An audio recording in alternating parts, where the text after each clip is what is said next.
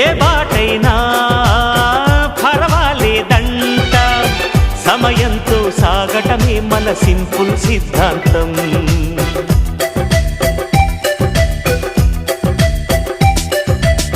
చిరుగాలికి పరిమళమిచ్చే సిరిమల్లెల వనమై ఉందాం, గగనాన్ని నేలను కలిపే హరివిల్లుల వంతెన అవుదాం.